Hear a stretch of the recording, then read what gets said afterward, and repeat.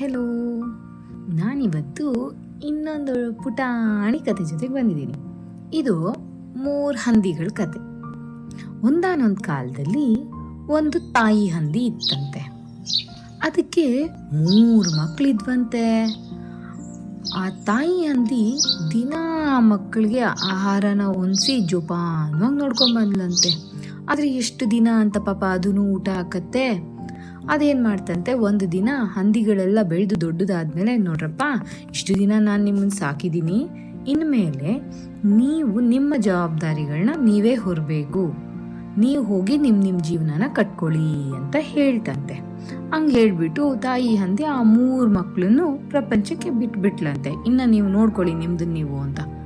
ಈ 3 ಹಂದಿ ಮರಿಗಳು ಬಂದ್ವಂತೆ. ಅದರಲ್ಲಿ ಈ ಮೊದಲನೇ ಹಂದಿ ಅಂತೂ ಶುದ್ಧ ಸೋಂಬೇರಿ. ಏನ್ ಕೆಲಸ ಮಾಡಕ್ಕೂ ಇಷ್ಟ ಇಲ್ಲ ಅದಕ್ಕೆ. ಬರೀ ಯಾವಾಗ ಮಲ್ಕೊಂಡಿರೋದು, ಓಡಾಡ್ಕೊಂಡಿರೋದು ಇದೇ ಕೆಲಸ.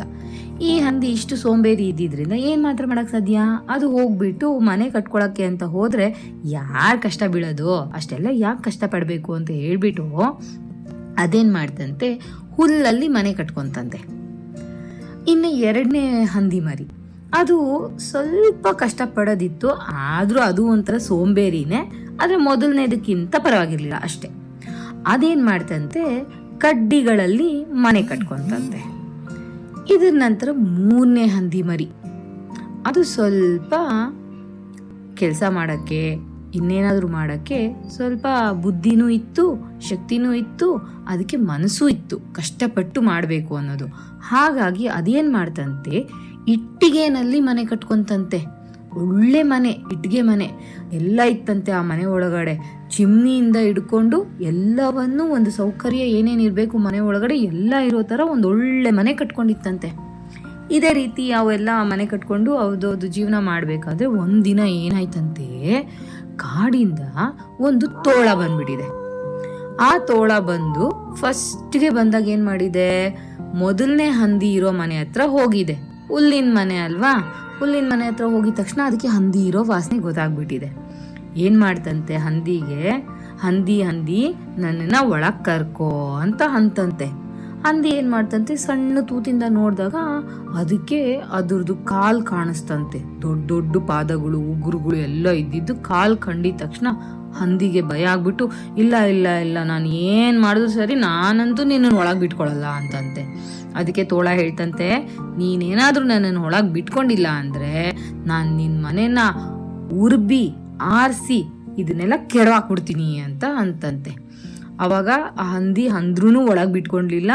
ತೋಳ ಗಾಳಿ ಊದಿ ಆರಿಸಿ ಆ ಮನೆನ ಕೆಡವಾಕಿ ಆ ಹಂದಿ ಹಿಡ್ಕೊಳಕ್ ಹೋಯ್ತಂತೆ. ಹೆಂಗೆಂಗೋ ತಪ್ಪಿಸ್ಕೊಂಡು ಓಡೋಗ್ಬಿಟ್ಟು 2ನೇ ಹಂದಿ ಮನೆ ಸೇರ್ಕೊಂಡ್ಬಿಡ್ತಂತೆ.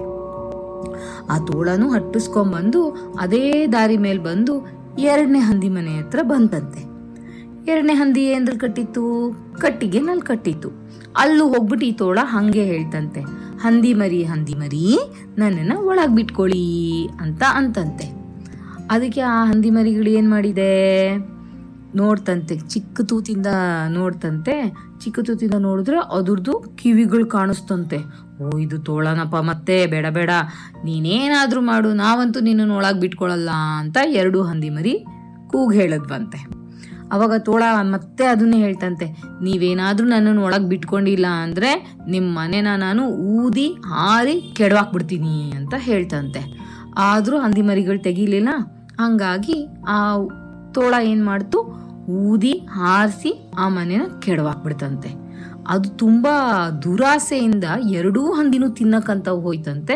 2 ಸಿಗ್ದಲೆ 2 ತಪ್ಪಿಸ್ಕೊಂಡು ಆ ತೋಳಕ್ಕೆ ಏನು ಸಿಗ್ಲಿಲ್ವಂತೆ. ಆ ತೋಳ ಮತ್ತೇನೋ ಆ ಹಂದಿ ಮರಿಗಳನ್ನ ಅಟ್ಟಿಸ್ಕೊಂಡ್ಬರ್ಬೇಕಾದ್ರೆ ದಾರಿ ಮೇಲೆ ಅವೆರಡು ಹೆಂಗೋ ನುಸುಳ್ಕೊಂಡು ಹಂಗೆ ಹಿಂಗೆ ಪಾರ್ ಮಾಡ್ಕೊಂಡು ಓಡ್ಬಿಟ್ಟು 3ನೇ ಹಂದಿ ಮರಿ ಇತ್ತಲ್ಲ ಅದ್ರ ಮನೆಗೆ ಸೇರ್ಕೊಂಡ್ಬಿಟ್ರಂತೆ. ಆ 3ನೇ ಹಂದಿ ಮರಿ ಮನೆಗೆ ಸೇರ್ಕೊಂಡಾಗ ಈ ತೋಳ ಮತ್ತೆ ಹೋಯ್ತಂತೆ ಅಲ್ಲಿಗೆ ಹೋಗ್ಬಿಟ್ಟು ಮತ್ತೆ ಹೇಳ್ತಂತೆ, ಹಂದಿ ಮರಿ ನನ್ನನ್ನ ಒಳಗ್ ಬಿಟ್ಕೊಳ್ಳಿ ಅಂತ ಅಂತಂತೆ. ಅವಾಗೂ ಅವ್ರು ಅದನ್ನೇ ಹೇಳಿದ್ರಂತೆ, ತೆಗೆದ್ ನೋಡೋಣ ಅಂತ. ಮತ್ತೆ ಹೋಗ್ಬಿಟ್ಟು ಆ ತೂತೊಳಗಡೆ ನೋಡಿದ್ರೆ ಅಲ್ಲೇನಿತ್ತು, ಮತ್ತೆ ತೋಳದ್ದು ಹಲ್ಲುಗಳು, ಬಾಯಲ್ಲಿರೋ ಅಂತ ಚೂಪಾದಂತ ಹಲ್ಲುಗಳು ಕಾಣಿಸಕ್ ಶುರುವಾಯ್ತಂತೆ. ಆ ಹಂದಿ ಮರಿಗಳಿಗೆ ಪೂರ್ತಿ ಹೆದರಿಕೆ ಆಯ್ತಂತೆ. ಇಲ್ಲ ಇಲ್ಲ ಇಲ್ಲ, ನೀನು ಏನಾದರೂ ಮಾಡ್ಕೊ, ನಾವಂತೂ ನಿನ್ನನ್ನು ಒಳಗೆ ಬಿಟ್ಕೊಳಲ್ಲ ಅಂತ ಅಂದ್ವಂತೆ. ಆವಾಗ ಮತ್ತೆ ತೋಳ ಅದನ್ನೇ ಹೇಳ್ತಂತೆ, ನೀವೇನಾದರೂ ನನ್ನನ್ನು ಒಳಗೆ ಬಿಟ್ಕೊಂಡಿಲ್ಲ ಅಂದರೆ ನಾನು ನಿನ್ನ ಮನೆನ ಊದಿ ಗಾಳಿ ತೂರಿ ಕೆಡವಾಕ್ಬಿಡ್ತೀನಿ ಅಂತ. ಆದರೆ ಆ ಮನೆ ಕಟ್ಟಿದ್ದೇನ್ರಿಂದ? ಇಟ್ಟಿಗೆಯಿಂದ. ಅದೇನು ಹುಲ್ಲ ಕಡ್ಡಿನ ಕೆಡವಾಕಕ್ಕೆ? ತೋಳ ಎಷ್ಟು ಪ್ರಯತ್ನ ಪಟ್ರು ಆ ಮನೆನ ಅದ್ರ ಕೈಲಿ ಏನೇನೂ ಮಾಡೋಕ್ಕಾಗಲಿಲ್ಲ. ಆ ಮನೆನ ಅದ್ರ ಕೈಲಿ ಕೆಡವಕ್ಕಾಗಿಲ್ಲ. ಅದು ಮಾಡೋಷ್ಟು ಮಾಡ್ತು, ಊದೋಷ್ಟು ಊತು, ಕೆಡವಕ್ಕೆಲ್ಲ ನೋಡ್ತು, ಏನು ಮಾಡೋದು ಸಾಧ್ಯ ಆಗಿಲ್ಲ. ಸುಸ್ತಾಗಿ ಕೂತ್ಕೊಂಡ್ಬಿಡ್ತು. ಕೊನೆಗೆ ಯೋಚನೆ ಮಾಡ್ತಂತೆ, ಹೇಗೆ ನಾನು ಈ ಮನೆ ಒಳಗಡೆ ಹೇಗಾದರೂ ಹೋಗಿ ಈ ಹಂದಿ ಮರಿಗಳನ್ನ ಇವತ್ತು ನಾನು ಒಳ್ಳೆ ಊಟ ತಿನ್ನಲೇಬೇಕಲ್ಲ ಅಂತ ಮನ್ಸು ಮಾಡಿ ನೋಡಿದ್ರೆ ಚಿಮ್ನಿ ಕಾಣಿಸ್ತಂತೆ. ಮಾಡ್ತೀನಿ ಈ ಹಂದಿ ಮರಿಗಳಿಗೆ, ನಾನು ಚಿಮ್ನಿಯಿಂದ ಇಳಿದು ಈ ಹಂದಿ ಮರಿಗಳನ್ನ ತಿಂತೀನಿ ಅಂತ ಲೆಕ್ಕಾಚಾರ ಆಗ್ತಂತೆ. ಸರಿ ಅಂದ್ಬಿಟ್ಟು ಈ ತೋಳ ಮನೆ ಮೇಲಕ್ಕೆ ಹತ್ತಕ್ಕೆ ಶುರು ಮಾಡ್ತಂತೆ, ಚಿಮ್ನಿಯಿಂದ ಹೋಗೋಣ ಅಂತ. ಈ ಹಂದಿ ಮರಿ ಕೂಡ ಅದನ್ನ ನೋಡ್ತಂತೆ, 3ನೇ ಹಂದಿ ಮರಿ. ಆವಾಗ ಆ ಹಂದಿ ಮರಿ ಏನ್ ಮಾಡ್ತಂತೆ, ಅದ್ರ ಬುದ್ಧಿ ಉಪಯೋಗಿಸಿ ಆ ಚಿಮ್ನಿ ಕೆಳಗಡೆಗೆ ಹೊಲೆ ಹಚ್ಚಿ ಒಂದು ಪಾತ್ರೆ ಇಟ್ಟು ಆ ಪಾತ್ರೆಗೆ ನೀರು ಹಾಕಿ ಚೆನ್ನಾಗಿ ಕುದಿಸ್ತಿದ್ರಂತೆ. ಆಯ್ತಾ? ಚೆನ್ನಾಗಿ ಪ್ಲೇಟ್ ಇಟ್ಬಿಟ್ಟು ಕುದಿಸ್ತಿದ್ರಂತೆ ಮೇಲ್ಗಡೆ. ಆ ಪ್ಲೇಟ್ ಇದ್ದಿದ್ದ ಕಾರಣ ತೋಳಕ್ಕೆ ಅಲ್ಲಿ ಏನಿದೆ ಅನ್ನೋದು ಗೊತ್ತಾಗ್ಲಿಲ್ಲ. ತೋಳ ಏನ್ ಮಾಡ್ತು, ಚಿಮ್ನಿಯಿಂದ ಇಳ್ಕೊಂಬರ್ತಿತ್ತಂತೆ. ಇನ್ನೇನು ಕೆಳಗೆ ಬರಬೇಕು ಅನ್ನೋ ಅಷ್ಟರಲ್ಲಿ ಆ ಹಂದಿ ಮರಿ ಏನ್ ಮಾಡ್ತಂತೆ, ಅದಕ್ಕೆ ಮುಚ್ಚಿದ್ದಂತ ಪ್ಲೇಟ್ನ ತೆಗಿತಂತೆ. ಏನಾಗುತ್ತೆ, ತೋಳ ನೀರೊಳಗೆ ಬಿತ್ತು. ತೋಳ ನೀರೊಳಗೆ ಬೀಳ್ತಿದ್ದಂಗೆ ಪ್ಲೇಟ್ನ ಮುಚ್ಚಿಬಿಡ್ತಂತೆ. ಕೆಳಗಡೆ ಬಿಸಿ ಕುದಿತಿರೋ ನೀರು, ತೋಳ ಅದ್ರೊಳಗಡೆ ಬಿದ್ದರೆ ಏನಾಗುತ್ತೆ, ತೋಳ ಸತ್ತೋಯ್ತಂತೆ. ಆವಾಗ ಅದನ್ನು ಚೆನ್ನಾಗಿ ಬೇಯಿಸಿ ಆ 3 ಹಂದಿ ಮರಿಗಳು ಕುತ್ಕೊಂಡು ಆ ತೋಳನೇ ಊಟ ಆಗಿತ್ತವತ್ತ. ಒಳ್ಳೆ ಊಟ ಮಾಡಿ ಮಲ್ಕೊಂತಂತೆ. ಅದಕ್ಕೆ ನಾವು ಯಾವತ್ತೂ ಸೋಂಬೇರಿಗಳಾಗಬಾರ್ದು, ಕಷ್ಟಪಟ್ಟು ದುಡಿಬೇಕು, ಬುದ್ಧಿವಂತರಾಗಿರ್ಬೇಕು ಅನ್ನೋದನ್ನ ಅರ್ಥ ಮಾಡ್ಕೋಬೇಕು. ತಿಳಿತಲ್ಲ?